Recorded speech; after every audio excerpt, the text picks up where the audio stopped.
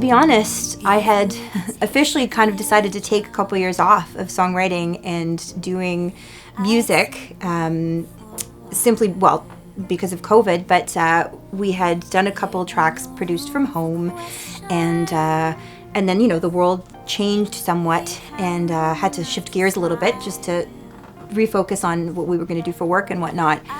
And right when I decided that I was going to take a couple years off, I got a notice from Factor Canada, thank you very much, and we found out we had a grant to write a record and record an album, which was great, but there was a little bit of a panic because I realized I had to write all new songs, and I had been releasing just singles up until that point, and doing it from home, so it was incredibly exciting, but also a little daunting because I had to kind of start writing from scratch again.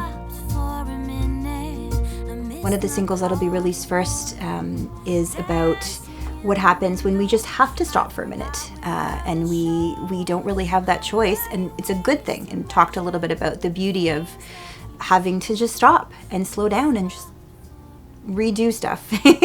and what if we just did have an extra hour, an extra day, an extra second to redo everything? How would we do it?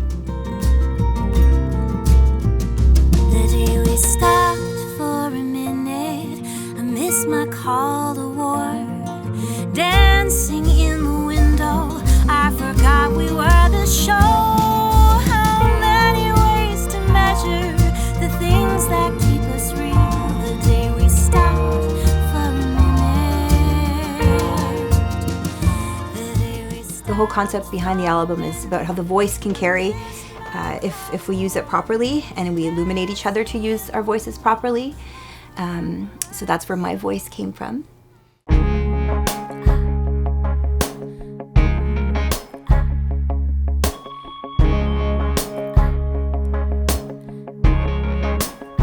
My voice is a fire, my voice has wings, my voice is a crier, a climber, a beautiful thing. We'll do some skyscraping, past guards in white, then down to the other gates for a toss-up and a fight. Can you feel it? I'm working with a new producer this time, who's also happens to be the bass player extraordinaire, Tyler Emond. He just right away kind of got what I wanted to do, and is just fantastic at creating things on the spot. Really, really musical, plays every instrument under the sun, will be doing the mixing, and right away just clicked. He understood everything that I was saying, translated it into language that wasn't blithering, and I think it's going to be great, and it's going to be a mix of, you know, some of the jazz idioms that shaped my style, but with pop, indie pop inflections, sounds, kind of more, it's more on the folkier side that I've done before, so really looking forward to it. This project has been a lot of fun to work on, mainly because Melissa is really great to work with. And when you have a talented singer, I mean, it just makes things go easily. So this album has, like different influences, but we're trying to bring them all into one funnel, I guess. And so we're partly influenced by like some indie surf rock guitar sounds. There's a bit of a 60s Beach Boys thing at times. There's obviously a jazz influence, and that kind of makes this all fun because we're taking all these different things and making them a new thing.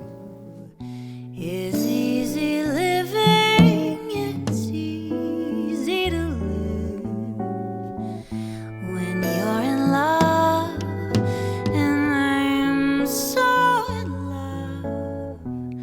There's nothing in life but